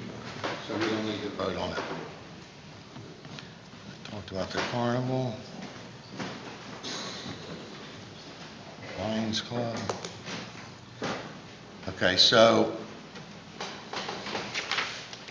I got Mike Poblowski here. So what we want to do is, over the years, we've been hearing about recreation in town. So I think we have enough. We provide facilities for kids. We have baseball fields. We have soccer fields. We have basketball courts that's been redone. So I think we have plenty of recreation, but we want to try to run a first-class operation. So council, we're going to put on the agenda tonight to authorize council to hire Mr. Poblowski to start each program. So we're going to start in September with soccer. We're going to give him a fee to do that. And then we're going to move on to hopefully basketball in the fall. We also have Angelo Catroci, who runs track. He's going to try to start a track program along with John Mundy so the kids could run track. And every one of these programs we are going to start, hopefully, at this time will be exactly no cost to any borough child that wants to play. So councils, through their recreation department, is going to fund all these programs as so Mike, I'd like you to come to the podium, speak to council, and give us an idea on what you would like to do and a little bit about yourself. So my name's Mike Poplawski. We met about 4 months. There were some members of council, some members of the school board, some members of Grundy Foundation, and then also Century 21. Century 21. So we're trying to work with everybody, so we're not really overlapping programs. And the big thing was we sent out a survey to kids and their families, and soccer was one of the biggest things that came back, because if you're not attending St. Mark's or CCD, you can no longer play. They were allowing it before there's something that happened. Right now, as of an hour before I got here, there's 105 kids signed up so far, just for September and October. My vision for this right now is to hopefully get some of these things to lead into also improving the high school programs. We are going to run it as an intramural style, so the kids, especially because it's free, you're going to have kids come and go as they need. They're going to be also be able to play other sports. So based off of the grades that come out, we'll break it down as close to age and size as much as possible. We have about 10 volunteers right now that are willing to help out with just soccer. I have a feeling that as long as everything, as Ralph mentioned with COVID, as long as everything goes well, basketball will probably be about 300 or 400 kids, I would imagine. There's just a lot of interest. I've been involved with Little League, umpiring, and things like that. So in the community, I think there's a lot of people my age that have children. I have 4 children, so I'm very invested in this, and I just want to thank council for the opportunity that they gave me. Mike, tell us about your credentials as well.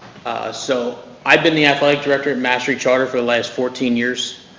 I have 4 national recognitions as an AD.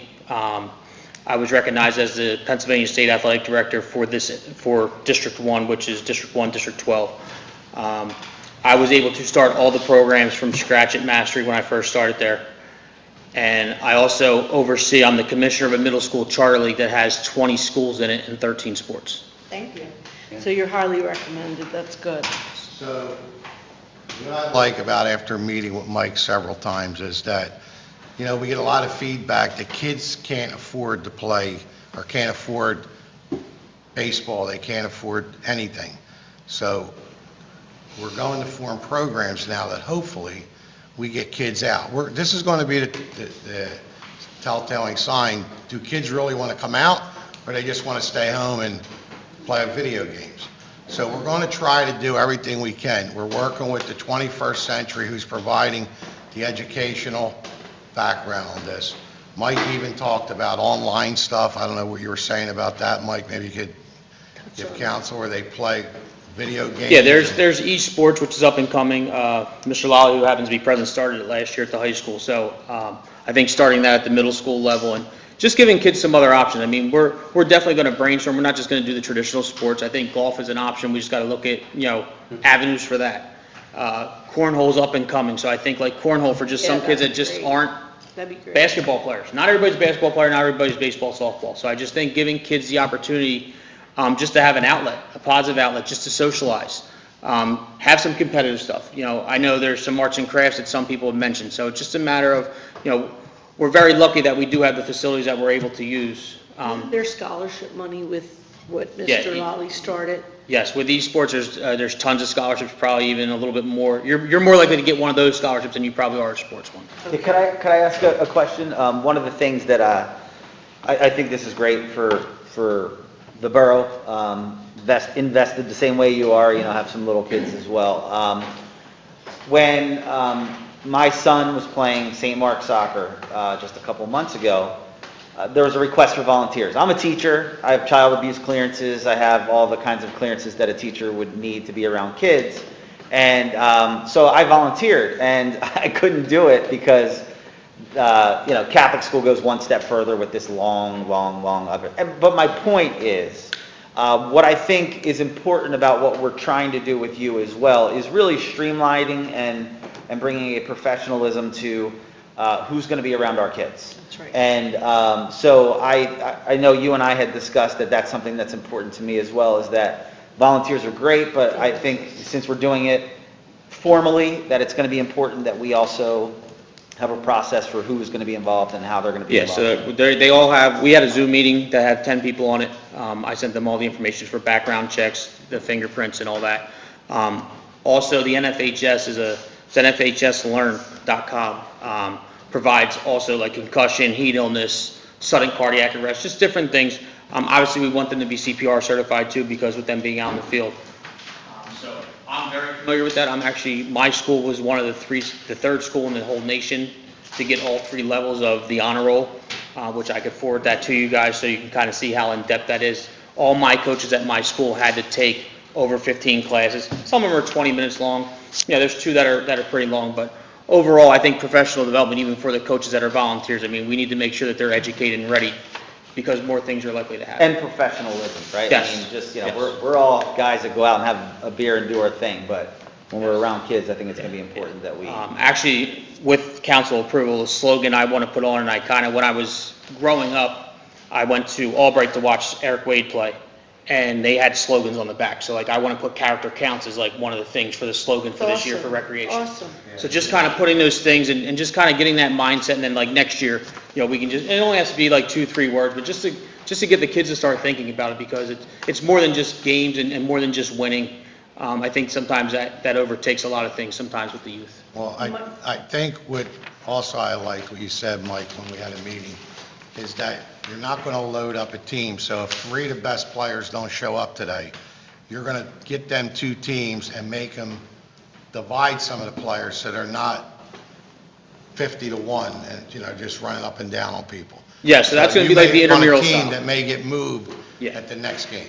With the proper coaches doing it, and when I work with the coaches, like what we want them to do is, you're going to pick kind of that night, because you don't know who's showing up, depending on whether they got, we're going to try not to do things on CCD nights, but like if you have things, we want them, they're all get the same color t-shirt. We're not putting numbers on them. We're going to order pennies, and that's the pennies that they'll use. We'll take them, I do it in the city, we take them home and wash them that night so they'll be sanitized.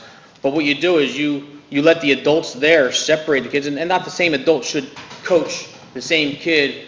And realistically, we'll discuss this as with the coaches, you don't necessarily have to keep score. The purpose of this is developing fundamentals, We want kids to have fun. Yeah, we want them to have fun, and like I said, the outcome of the game, if you're missing 2 of your best players, I've been to some of the basketball games before, it's 50-2.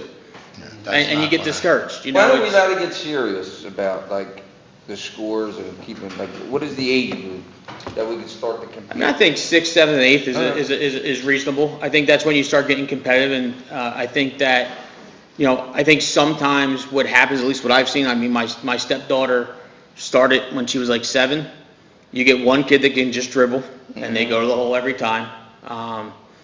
When I was previously involved with it, I remember, God rest his soul, Steve Wade used to use poly spots, especially for the younger kids. Yes. So this is where you had to stand. So there was no discrepancy, because you could draw it, you can move them.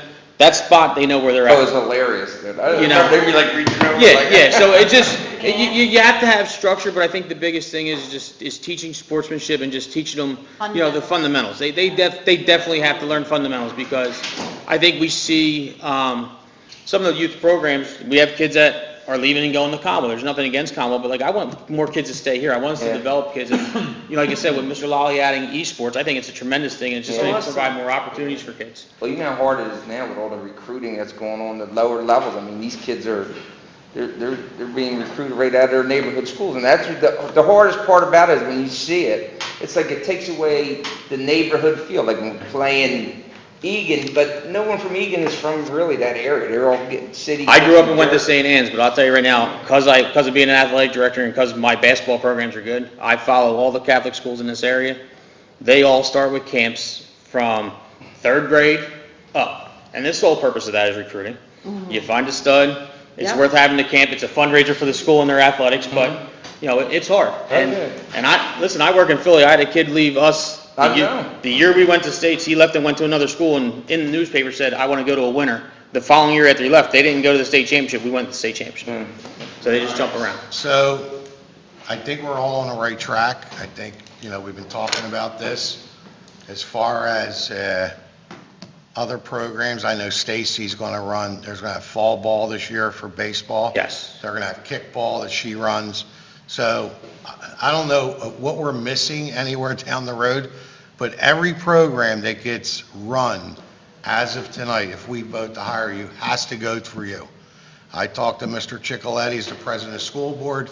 No fields will be given to anybody unless there's time after the borough program. Right now, Danielle Webb needs soccer fields. I think we grant them soccer fields because that program has been around. We've already been in for communication, long, so. So you've been in communication Yes. with Danielle? Yes. So do we need to authorize that, or Mike could handle that? Mike's satisfied and council's satisfied. So you're gonna put a schedule out on, Yep. you know? It'll be on like a Google Doc that we can, so I you guys. think once school starts, that first day, and we talked about giving everybody a Yes. registration form for soccer, and I think a lot of people at home now that are watching, you're going to get, it's going to explode. So where do you want people to contact you and how, because since you're on TV? It's Bristol Borough Rec@gmail.com would be the best avenue to. Or rec Yes. at gmail.com. At gmail.com. Can we put that on our site as well? Yeah, we could have Matt put it up on the board. Thank you, Pop. Does anybody else have any questions for Mike? No. Thank Okay, you, so Mike. my recommendation is we give you a stipend of $1,500 to run from now until the end of the year. Okay. Is that okay? Anybody have a problem with that? No. All right? So, thanks, Mike. And Thank you. We're going to communicate with Mr. Chicoletti, Pops. I know you're on the school board, but there's a committee that Mr. Chicoletti formed, and council has a committee, 21st Century has a committee. Between all of us, we should be providing a lot of recreation moving forward. Mike, how do you spell For the record. Pops? Pops, How do you spell borough for the record? How do For you the record. B-O-R? Okay. .com. Right? At gmail.com. At gmail.com. At Gmail. Borough Rec. Thank you, Pops. Thank you guys. All right, Michael, thank you. so much. All right, Kurt, sorry to keep you waiting so long. You might have fell asleep. What do you got, Amanda? Now, Rob, isn't it exciting to have recreation back? We've always had it. You got I just the wrong wanted to one, buddy. give a quick update on some of the projects going on around town. We do have quite a few things going on, so first would be some of the curb ramp intersection upgrades that are happening. Usually each year there is, curb ramps that are upgraded on the intersection corners. This year will be at Pond and Beaver Street. It was requested by PennDOT to do this intersection actually as part of the pedestrian signal upgrades that happened a few months ago. So that the crosswalk actually for the spur line will be relocated closer to the intersection of Pond and Beaver. That should be happening. We have that out to bid shortly, and it should be happening within the next few months. Hopefully by springtime, it will be completed with that project. Again, all grant funded for that project as well. The next project that we have going on is at the Waterfront Parking Lot. We will be putting bids out shortly again in the next few weeks here to repave the parking lot, which I know is much needed. We will have an alternate bid depending on how the pricing comes in to replace some of the storm piping that is under the parking lot, potentially upgrade some curb ramps as well there too. There was a grant from the state that the borough secured for $1 million for that project. We may also be hearing of an additional $500,000 that we could use for that project as well. So depending on how the pricing comes in, we might be able to also upgrade and replace the Maple Beach Bridge finally. As you may recall, the borough secured funding for the Maple Beach Bridge replacement partially over the last 3 to 4 years. So we have been looking for the remaining amount of that to complete that project, and it sounds like we may actually be able to do that again, kind of in conjunction with this paving project. So depending on how, the pricing is, we might be able to complete all of that over the next, 8 to 10 months. Great. So, and with that, we did apply for a grant last week, again for the Maple Beach Bridge, in the event that we can't use some of this paving money. So that went into DCED through the state, and that might be on your agenda either now or upcoming for another agenda for a resolution for that project. Again, we might not need that if we can complete this paving project with the Maple Beach Bridge, but in the event, we do have some additional grant applications to fall back on if we need to. So I have one question, get back to these ramps. Yeah. So every time I go somewhere, I try to figure out why we're not doing it or what we can do better than they're doing. So in Jersey, and I don't know if there's any, this is a handicap ramp, that the whole entire corner is ramped out. Yeah. When we do them, we do one facing, say, Pond Street, one facing Jefferson. Right. Why can't we round this entire corner? And they have crosswalks going in both directions. Why can't we do that? I think it would be cheaper unless we're not allowed to. I would agree, right. PennDOT, we do have to follow PennDOT guidelines. New Jersey DOT does allow those ramps, unfortunately. I mean, it PennDOT makes so does much not. sense Right. to do an intersection like that and try to just do all these individual ramps.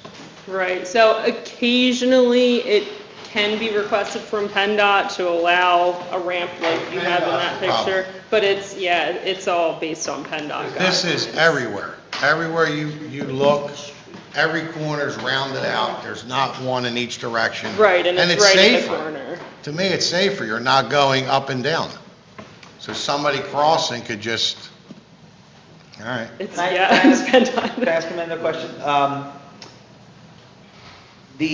I believe, so Green Lane obviously is a state road, right? And the bridge, the underpass, the sidewalks, is that in our purview or is that also something that the state? Theirs. Basically, so it is the state? Did you say Green Lane? Green Lane, the underpass? Yeah. That's, So I just wanted to see if we could at least put it on our radar to somehow start a conversation with the state. I know it's been in a state of, I don't want to say disrepair, but it's been a mess down there for a long time.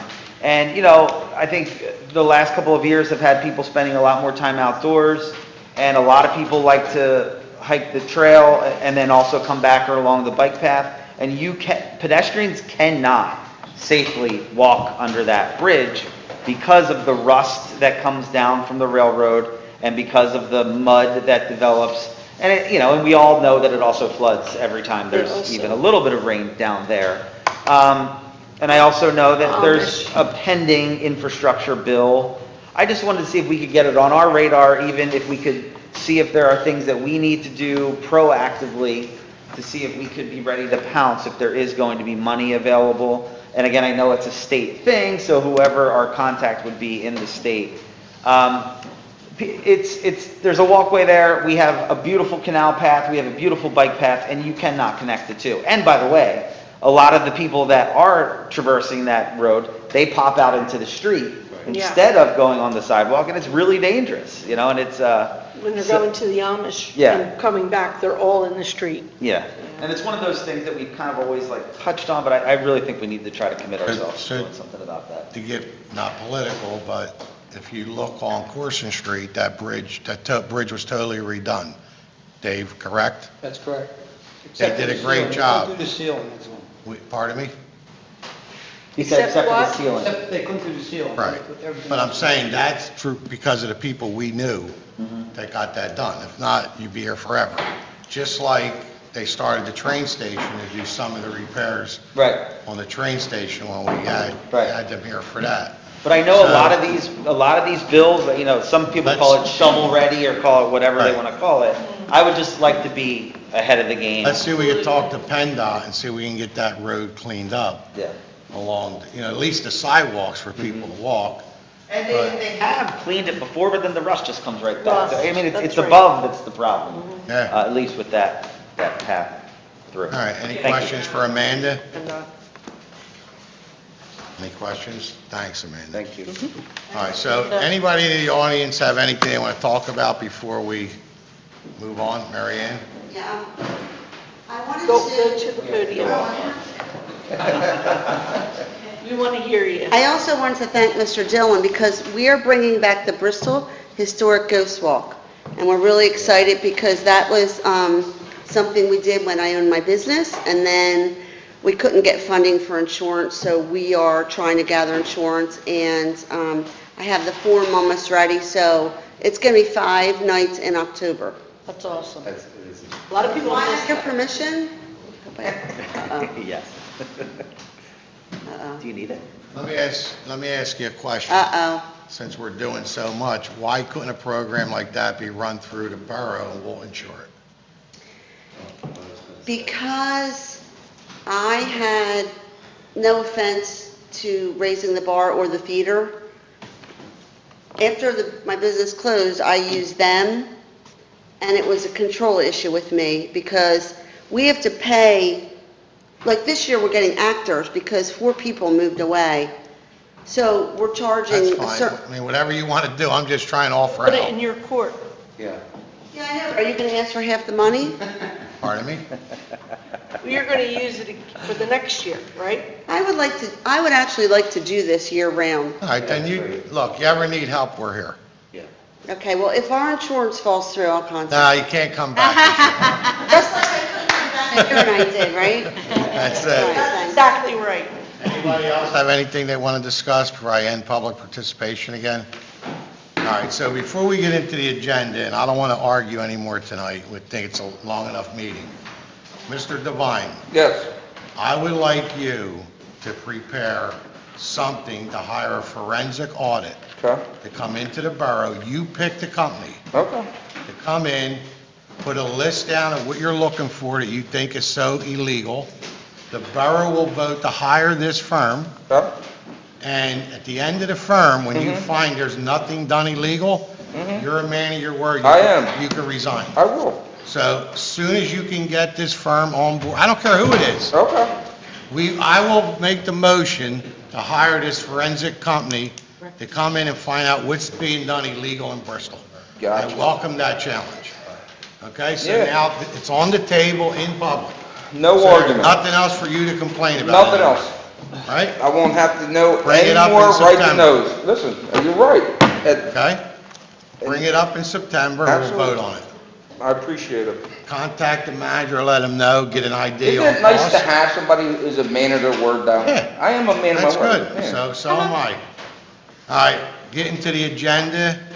There's no mayor's communication, no public participation's done. Mr. President, I'd like to make Number a... 3 on the agenda. President, I'd like to make a motion to accept the council meeting minutes for July 19th, 2021, accept the treasurer's report for June 2021, accept the fire chief report for July 2021, accept the inspection department report for July 2021, accept the police chief report for July 2021, accept the public works report for July 2021, and accept the harbor report for July 2021. I have a second. Second by Mr. Gerard. Questions or comments? Let's wait for Louis to vote. Oh, Sorry, I didn't realize you we'll wait. We have a quorum. You wait for him, let's just do it. He just walks out. Oh, that's all right, that's, All we in have a favor? quorum. Aye. Opposed? I'll ask him if he's against anything. Mr. President, I'd like to make a motion to authorize the transfer of Hunter Road right-of-way at 2,000 feet to JERC Partners LLX LLC to resolve litigation conditioned upon executed agreement amongst adjacent property owners for the reconstruction and future maintenance of Hunter Road and the release of the borough from any past or future liability.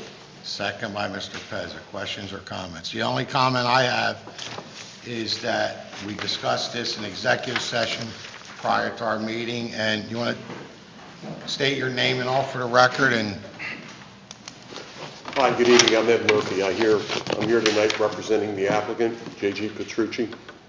As you guys know, we had the project for the construction of the warehouse on Hunter Lane approved a number of months ago. One of the conditions of that approval was that we reconstruct the entire length of Hunter Road. The motion that you're considering this evening is a furtherance of that approval. And Mr. Salerno was kind enough before the meeting started tonight to share with me what the type of motion you were thinking about. The only issue I have with the motion is that it's conditioned upon getting a signed agreement of the other property owners that abut the road for contribution and future maintenance. We have been talking with those neighbors, and we will continue to do it, but we would like to start the project by Labor Day. So what we're thinking is that we're prepared to accept responsibility, whether we get a contribution or not, for building the road and maintaining it in perpetuity. We will continue to try to negotiate, but we don't want to hold that up. So all I'm asking is if the motion as read could be amended to eliminate that one condition, we'll continue to work on it. Mr. Salerno inquired if we would still provide access to the road to everybody. The answer is yes. We're not looking to change anybody's ability to ingress and egress the road. We just want to get started, and the way the pace of conversation and negotiations is going, it's slower than we had hoped. I had hoped that we would be in a position tonight to have that, but we don't. So that's it. Any objection to that? Okay, so when we Wait a read it minute. again? Do you have any problem with changing that? Let me suggest we're just going to remove some words if council wants to. So the amended motion would be motion to authorize transfer of Hunter Road right-of-way, approximately 2,000 feet, to JERC Partners LLC to resolve litigation conditioned upon an agreement for the reconstruction and future maintenance of Hunter Road and the release of the borough from any past or future liability. Yeah, we're happy to provide such an agreement to Mr. Salerno on our behalf. Right. So there's a motion, that motion's on a foot. Lorraine amended that to this Yes, wording. do you want me to? Second by Greg. Okay. Questions or comments? No, the only comment that I have is, if they're willing to take on all the responsibility and not worry about the other, tenants. Worst or comes to whatever, worst, that's what we're doing, I Tony. mean, I got no Yep. problem with that. Any other It's a risk questions? on us, Yeah. nobody else. All those in favor? Aye. Opposed? Great. Mr. President, I'd like to table the Thank you. motion for the approval of the ordinance for the feral cat. So there's a motion on the floor to table. All in favor? Aye. Opposed? Number 6. But I do want, I just want to make a comment. I wanted to make a comment. I do want the young lady in the back to make sure she makes herself presentable so that we can change the wording, we can speak to the lollies, and we can get this done correctly, so in September, we can vote on it. Thank you very much. Comment because it sounded like we were here before, and they were going to, and they And I'm sorry, I forgot your name. Lisa? I'll leave it to whoever I. Okay. I can, say my email address. Okay. Thank you. Number Mr. 6. President, I'd like to make a motion for the approval of an ordinance amending Chapter 1, Part 7, Section 1-701.1 of the Borough Code of Ordinances, deleting Bristol Fire Company's Number 6 Volunteer Firefighters Relief Association. I have a second. Second by Mr. Pezza. Questions or comments? Mr. Devine? Yeah, do you mind just explaining? I don't even know what that means, I'm reading it. Do you remember? Well, we used to recognize 5 fire companies, Yeah. now we're recognizing 4. Oh, okay, so, So the funding on the other allocation will be divided by 4. gotcha. Any other questions or comments? All those in favor? Aye. Opposed? Number 7. Mr. President, I'd like to make a motion to approve the ordinance approving collection procedures, appointment of a solicitor, interest assessment, credit card and debit card charges, and fees and costs to be added to the amount collected as a part of the unpaid municipal claims for delinquent trash accounts. I have a second by Mr. Catroci. Questions or comments? Mr. Devine? What's the number of delinquent, just, don't gotta be exact, what is a ballpark figure of the number of delinquent trash accounts we have?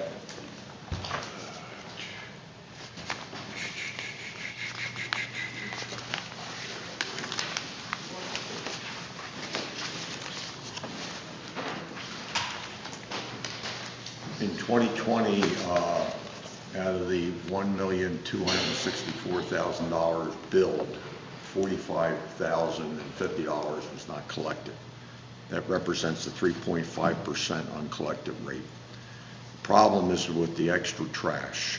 We billed $223,092 for the uncollected, and close to $60,000 has not been paid, so we've had to lien that. So that's like a 27% uncollected for the extra trash. Gotcha. Thank you. Questions? All those in favor? Aye. Opposed?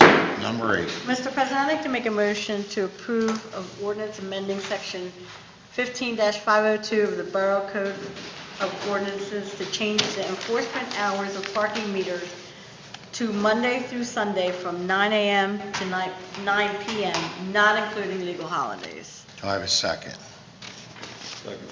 Second by Mr. Catroci. Questions or comments? Mr. Devine? Yes. So we're going to be increasing Monday through Sunday, 9 a.m. to 9 p.m. Are we planning on hiring an extra parking meter person, or? Right now, we're just doing the ordinance. That's something we'll discuss down the road. Talking about buying new meters, restriping the street. We're having a lot of issues with people just leaving their cars out there, meters aren't working.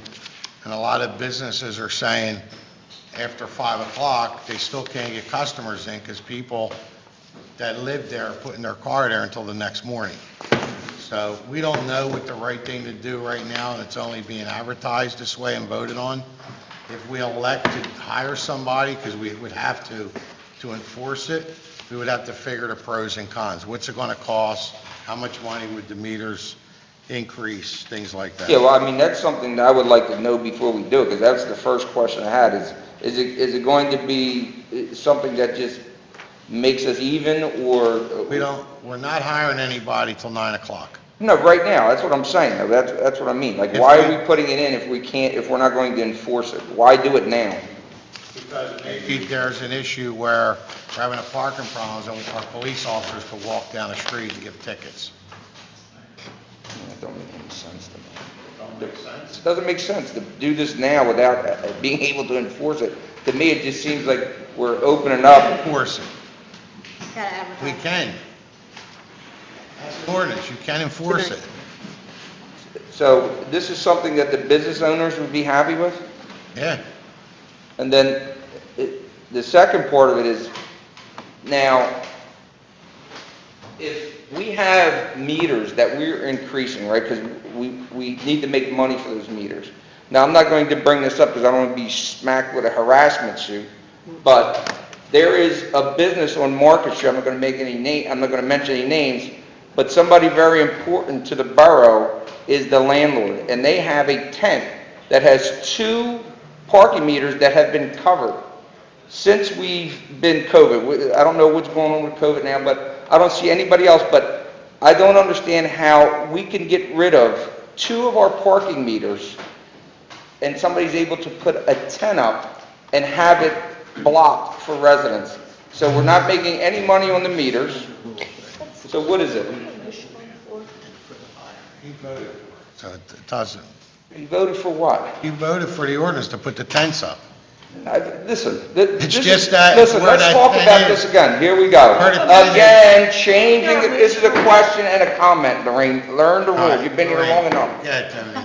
It's my building. It's your building. He's got a tent up. With 2 parking meters covered, and nobody else is able to do that. Why not? Why is that person able to do it? Because the council voted unanimously. That's not what they To did. allow- No, because that had to go to zoning. That's what it was. That went to zoning.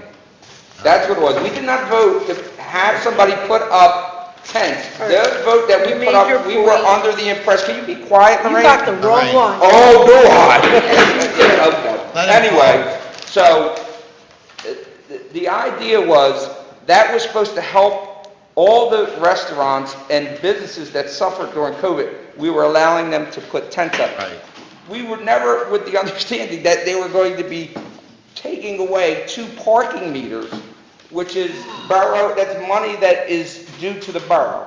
Are they paying for what that parking meter makes? No, but maybe we'll ask her, maybe she All right, will. yeah, that's, I mean, You'd be happy with that? yeah, I mean, it's simple. I mean, it's not following what everyone else is doing, but it's better than not getting any money for it, She yes. might want to give up to $2 a day, I'll ask her. Listen, if that's great, I understand. You guys are very, you're doing very well. You're putting a lot of, signs and billboards up, so I'm sure she could come out with it a little bit. You're right there. There we go.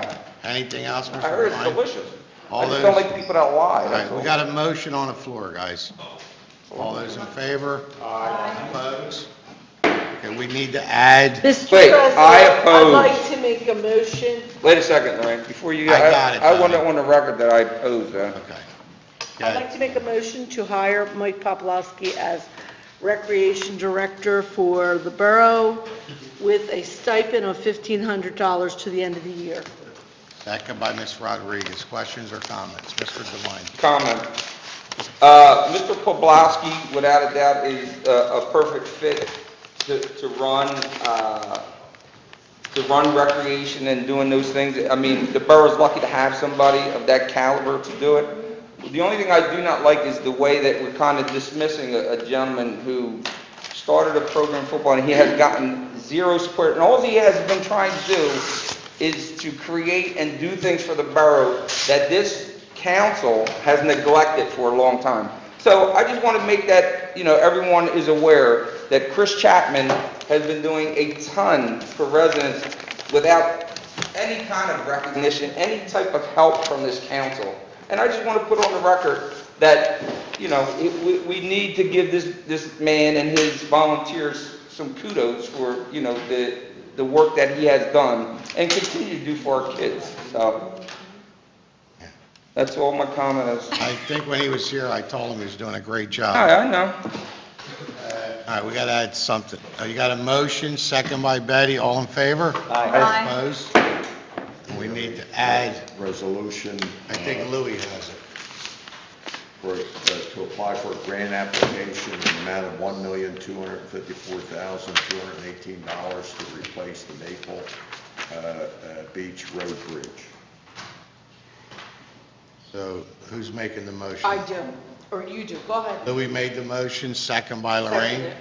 Questions or comments? Mr. Devine? How much money are we paying as taxpayers? How much is that, do we have to put in as, for the borough to get that bridge done or whatever? Nothing. Okay, I got no problem then. All those in favor? Aye. Opposed? That's what a grant is. No, I didn't know if the whole thing was covered, those Motion to grants, adjourn. aren't they? Motion to adjourn by Mr. Pez, second by Mr. Gerard. Hilarious. Hopefully you I get would've this third audited grade real looking at quick, this Adam. What happened? Every month I'm asking you.